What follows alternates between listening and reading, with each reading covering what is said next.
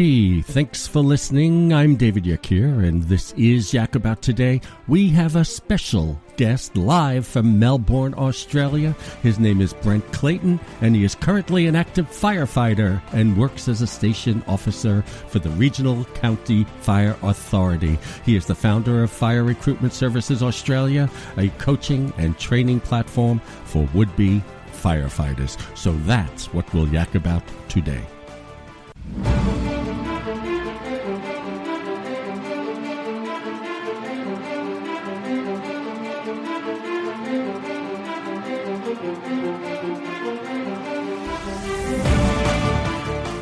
What's up, everybody? David Yakir here for Yak About Today, hoping you are better, healthier, and more informed than any generation that came before.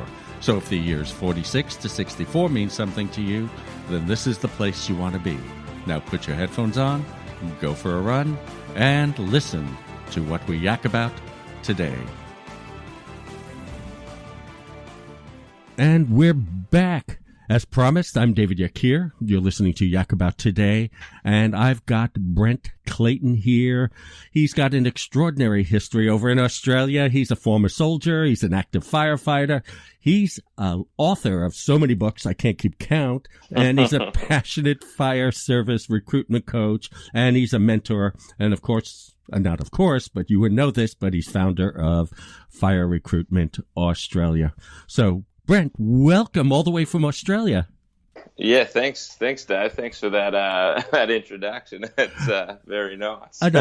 My pleasure. And you know, I want to say, when I started reading up on you, I was amazed. So when you were first introduced to me, I'm sitting there thinking, you know, he must have really learned a lot, you know, based on his firefighting skills. You know, you bring a lot to the table. How do you face fires? How do you think about them? How do you look at other people and what skills they should have? So that's how I was looking at it originally. And then all of a sudden, I'm sitting there going, wow, you know, he's the station manager. He's written a multitude of books. You coach, and you've brought your coaching across different disciplines. So I always like to ask you, give us the background. You know, from the time you first thought about it, you know, being a firefighter and, you know, you were a soldier. Take us through the timeline. So the timeline pretty much goes, I joined the Army and I was looking at flying helicopters, and that turns out that you've actually got to know a bit about aircraft if the Army, before they'll let you use their aircraft. So at a young age, I sort of had a bit of a steep learning curve on, you know, getting jobs that are tough. Then by the time I tried to get a job with the fire service, same sort of deal, went through the process and got to the end and didn't quite make it, which was pretty disappointing. So along the way, I've learnt different systems and processes, and I've got to a point where I'm good enough at it that I can actually help people in similar situations that I was in back then, you know, traverse the recruitment processes of basically any organisation. So that's a sort of boiled down version of how I come about being a coach, I suppose, just through trial and error and having a good analytical mind, I think. So what's amazing is you're a relatively young guy here. I mean, this is amazing. Relatively, yeah. you know, at least the pictures, you know, show you to be really young. I mean, certainly younger than my audience, which is good because they can learn from younger people. But you are also a prison guard right after the military. What was that like? Yeah, that was interesting. Okay, so what I did was I tried to get into the fire service, and I got knocked back, and so I started looking at processes around the country that was similar to the fire service so that I could essentially go get some practice. And in doing that, I learnt a few skills along the way, and I was sort of lucky enough to get a job out of the large recruitment pool. So I'm like, why not go and, you know, expand the experience base or whatever, because I was quite young at the time. I was 23. So if I had a bit of prison guard experience to back me up next time I was going for a job with the fire service, I thought I could leverage that within the interview sort of environment as a life experience as a younger applicant, because it is competitive. You need a bit of an edge, and I saw that not only as an exposure to a process similar, but then having the opportunity to work there gave me more leverage to show the skills and competencies and interpersonal skills that I'd developed doing that job at such a young age. So, yeah, that's sort of how that came about, and it was very interesting. So that's amazing. You know, we here, I don't know if you know, we have a lot of TV shows right now, especially about firefighters.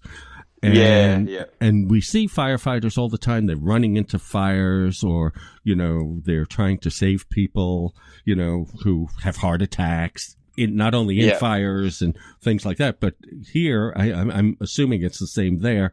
You know, if somebody falls down in the street, you know, the fire trucks come, followed by the fire ambulances and that type of thing. And they're very exciting to watch and sometimes really scary. You know, they're sort of realistic. You know, they're running into fires. And of course, some of them don't make it. But what you never get is the thinking behind. How was somebody trained and how do they think? All of a sudden there's a fire. And I know if the building next to me was on fire, I'd run down the block away from it, get to a phone, you know, and the whole time the inside of me says, I should go in and see if I can save anybody or save the animals at least. That type of thing. Yeah, but it scares the out of me. And I would run and, yes, make the phone call for the fire trucks. What is going through your mind? How do you think about this type of thing?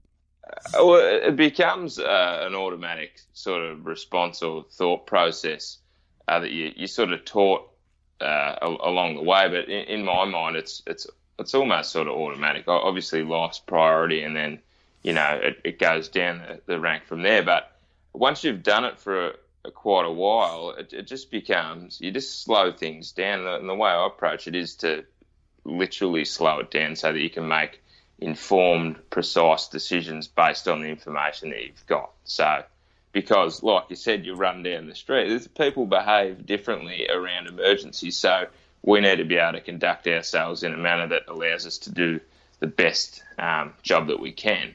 And that means keeping a clear head and understanding what the priorities are and, you know, what's going on. Because when you're coming from outside that environment, the biggest key is to figure out what is actually happening. Do you know what I'm saying? Yeah, I do. And it's interesting you say that because, you know, that you're bringing up a subject that I guess that's one of the traits firefighters have, and probably the police also, and probably people in the military, you know, which is where you come from. I don't think we're ever trained, and this is probably what you coach people on. I don't think we're trained, the general public, I'm saying, on how in some kind of emergency, whether a small one or a large one, how to stay calm, put our thoughts together, because at that point you become, most of us, not you obviously, and probably the people you serve with, most people become irrational. They don't know how to think things through in an emergency, and I'm assuming that's part of the type of coaching you do. Yeah. So in some ways, Dave, it is. But like, I think what you're saying, like, I believe there's sort of a couple of types of people, and some people are just automatically good at dealing with adverse circumstances, like you're talking about, and the majority are not. Like you said, they start being irrational and so on. Or the other way is being exposed to it a lot. So if you're exposed to a certain type of thing a lot of the time, well, it becomes normal, so then you can be rational about it. So, you know, not everyone's automatically suited to this role, but you can be taught and exposed over a period of time and become good in those environments. Does that make sense? It does. I'm just curious about one thing, though. Obviously, you have intense training, and if you've done it for years, you have a lot of experience.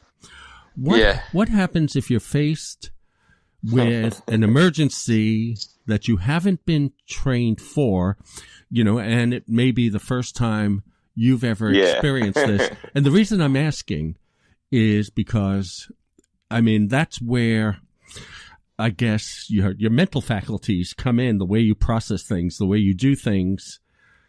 And I'm just curious, what happens in an unexpected situation that you're not trained for? Well, definitely. I think you've almost nailed it. And they're more common than you'd think. Like, there's always a twist, you know what I mean? It's never just a house on fire or a car on fire. There's always something crazy thing about it. So the way I deal with it is you've just got to remember who you are, what you're there to do, and narrow your focus so that you can calmly take the appropriate actions. Like, if something's outside of your scope or it's bigger, then you need to understand the steps you need to take. And they might be small steps, and it might be out of hand. Like, it might get worse before it gets better. But you need to be able to understand that that's what's going to happen, and that you're Johnny on the spot for that particular period of time, and be okay with that. Like, it might not be okay, but you flipping out and starting to be irrational and yell and carry on is not going to contribute to it being okay. Do you know what I mean? So even if it is, out of the ordinary, and maybe it is getting worse before it gets better, you just got to be able to sort of zoom out and go, right, what's going on here? What actions in the positive do I need to take in order to, start making this situation better? That's really great. You know what I want to get to, but we're going to take a break now, Brent, for our sponsor and our advertisers. But awesome. I'm just curious how your experiences and your coaching goes to people or could benefit people outside of the firefighting experience. But we'll do that when we come back. I'm David Yakir. You're listening to Yak About Today, and I'm with Brent Clayton, founder of Firefighter Recruitment Australia. I want to take a moment to talk to you about New Vision Eye Center. For the last couple of years, they've been a sponsor of this show, and I couldn't be prouder. I've met so many people that have walked up to me and thanked me for recommending them.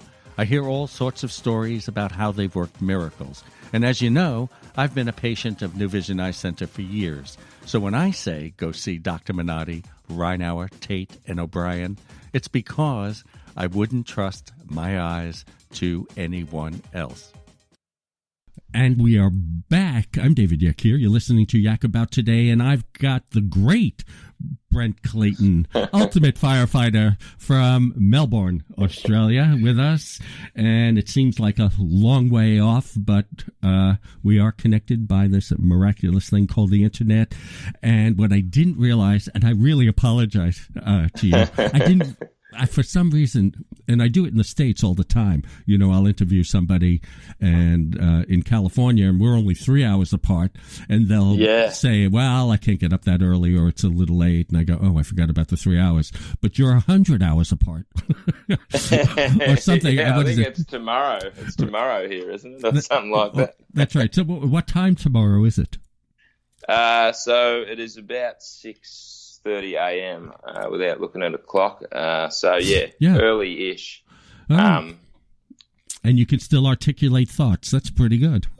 Well, I got up at 5:30, in anticipation, just so I could, be awake. But that's a sort of an early-ish start for me, which is fine because you got to do things that are out of the ordinary to get, to get results that are out of the ordinary, in my opinion. So this is all part of that, Yeah, I actually get up at 5 in the morning every morning. It didn't originally start because I wanted to. I just have a dog that insists that 5 o'clock is the time. But it did boss. That's right, the boss. You got it. It did teach me to enjoy the best hours of the day, which I believe 5 to 8. Best. Yeah. All right. So let's get back to this. So you've translated this experience as a firefighter. You recruit people. You've written books on recruitment and looking for certain qualities. And I want to get to that in a second. But one of the things that I found interesting about reading about you is how you translate these skills into other areas. So let me give you a scenario, because we have, as I told you probably earlier or before we started recording, we have basically an older audience, 55 plus, who we believe are the wiser and more mature. Although I do have some millennials dispute that. And it's a very funny population, because about 50 to 60% of the population is enormously successful. Some of them control $2 trillion of worth in the United States. And others are continuing to really, they have to work. They brought up, they lived nice lives. They brought up their children. They sent them to college. But as a result, they have to continue to work. And they're always looking for advice and coaching, to help them develop the skills that are necessary today. And I was thinking, since you translate so much of what you do in the firefighting side, to do that, maybe you can just give us a top line about how to think, how you share your knowledge and skills. Yeah.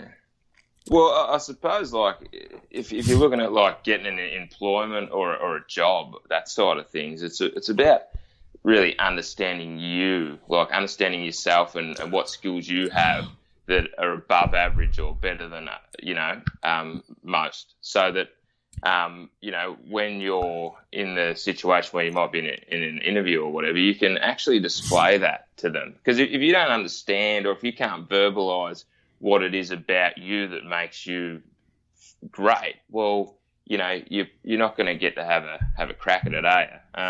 And the same goes for the company or the business or the organisation, or in my case, a fire service. You need to understand them and what's important to them, so that you can align yourself with them. So on a top line, as far as getting a job, that's just core. If you know those two things, you'll be good to go. Then there's the process that they use to choose their employees. You need to understand that, identify if you've got any deficiencies or a potential deficiency, so that you can fix them before it's too late. You know what I'm saying? So, I do. As far as getting a job, or improving your job prospects, it's about being self-aware and understanding that if you go for a job with a company and you don't know what they do, essentially on a deeper level, well, they're probably going to be about as interested in you as you have been in them. So, yeah, and that goes for the same for the fire service. If you don't know what's important to that service, because there's 10 around the country here, and they're all slightly different, you're going to be at a bit of a loss. So. Just a few negatives. What was so interesting about your conversation just now is I had that exact conversation with a doctor, who worked at a hospital. Yeah, right. And it's interesting. I mean, it was almost a word-for-word explanation. Talked about the interference with family. And, not seeing their kids on a regular basis. They talk about, also, it's interesting. They talked about how not many careers, only a few careers, where the career is so encompassing that it almost comes first and everything else comes sort of secondary to that career. And there aren't that many careers like that, that demand that of a person. I'd agree with that, and I can understand it now you bring it up from a doctor's perspective, particularly if you're working rounds at a hospital or whatever. That'd almost be worse, getting called in and out and all sorts of stuff. So, but the fact that you can identify that they're the same, it means it's a thing. Do you know what I mean? So, yeah, they're worth considering, I think, if you're looking at getting into a career, because it's a 30-year career here in Australia if you do it in general. Right. Most people don't leave, so it's worth really nailing it down. And it also gives you the fortitude and longevity to get through the process if you're struggling with it as well, because you know that's what you want to do, and you've considered all the negatives as well as the positives that you see. So, yeah. So, Brent, I would love to continue this conversation, and maybe we can do another part, but I've got a time limit, a radio time limit, and no worries. I got to say goodbye to you now, and at least for this week, and say I really, really appreciate it, and thanks for getting up at 5 a.m. for us in Melbourne, Australia. All right. Well worthwhile. Great to meet you, Dave. Same here. So I'm David Yakir. You're listening to Yak About Today, and that was the great Brent Clayton, firefighter out of Melbourne, Australia, and I hope we get to have you back again. Okay, I want to thank Brent Clayton. He was an extraordinary guest, an extraordinary firefighter, and we wish him well in the future. And again, if you want to reach us to comment or ask any questions about today's show, or if you have any suggestions or ideas, you can write to yakabouttoday@gmail.com.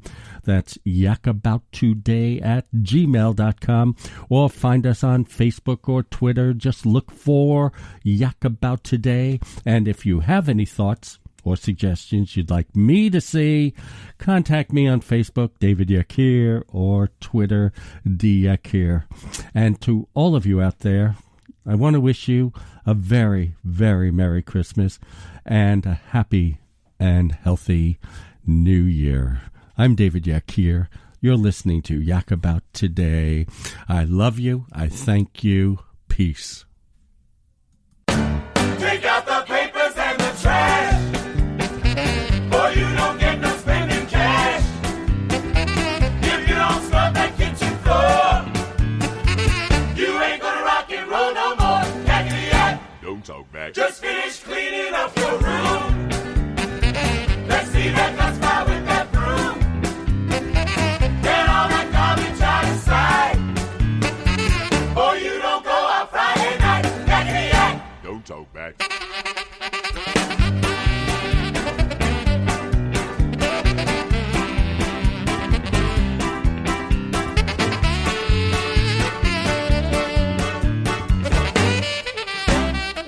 Don't you give me no dirty looks. Your father simply knows the cooks. Tell all your hula friends outside, you ain't got time to take a ride. Yakety yak. Don't talk back.